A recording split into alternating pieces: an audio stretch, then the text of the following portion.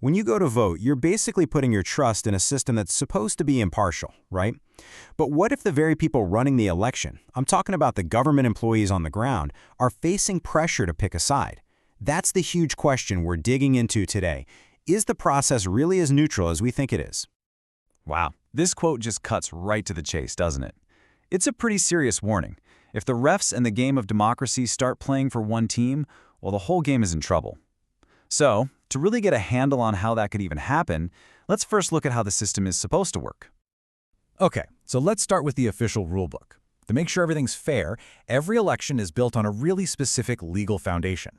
And at the absolute center of it all is one single principle: neutrality.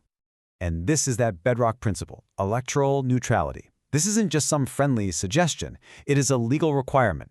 The second an employee gets assigned to election duty, their loyalties have to shift.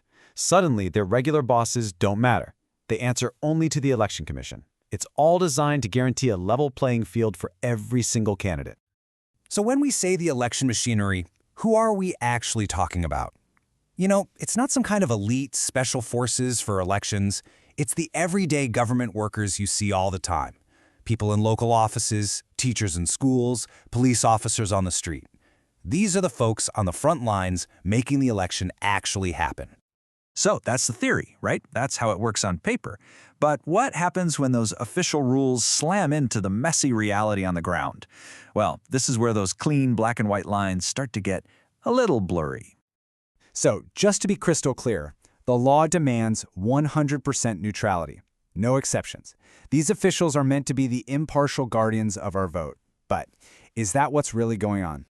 Because there's this other story, one you won't find in any official rulebook. It's a story that's told in hushed tones with knowing looks. It's about a kind of informal pressure that works to undermine this whole idea of neutrality. I mean, let's be real for a second. Have you heard these kinds of stories? You know, a senior official pulling someone aside to give some friendly advice on which candidate to go easy on, or where it might be better to just look the other way? These whispers are super common, and they point to a whole system of influence humming just beneath the surface. So how does this pressure actually work in practice? Well, it's almost never a direct, obvious, illegal order. No, it's much smarter than that. It operates in the gray areas, using subtle little tricks to tilt the playing field. And what's really interesting is how subtle it all is. It's not about breaking the rules, it's about bending them. It's about enforcing rules really, really strictly for one candidate, but maybe being a little more lenient for another.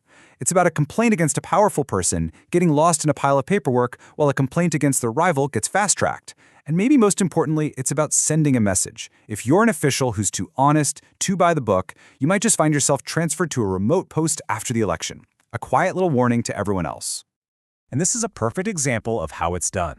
A complaint gets filed against a big, powerful candidate. Suddenly, the process grinds to a halt. It gets complicated. But a tiny violation by a weaker opponent? Bam! Urgent, decisive action.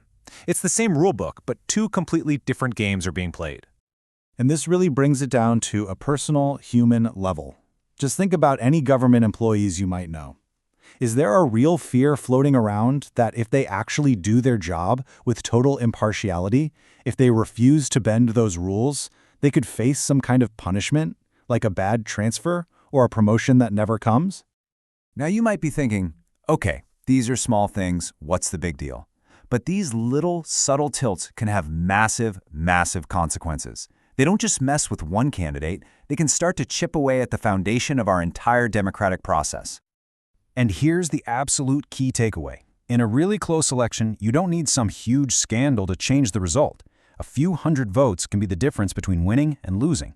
And that's exactly where a small, deliberate thumb on the scale, a little extra pressure on one campaign, a little more breathing room for another, can be just enough to flip the entire outcome.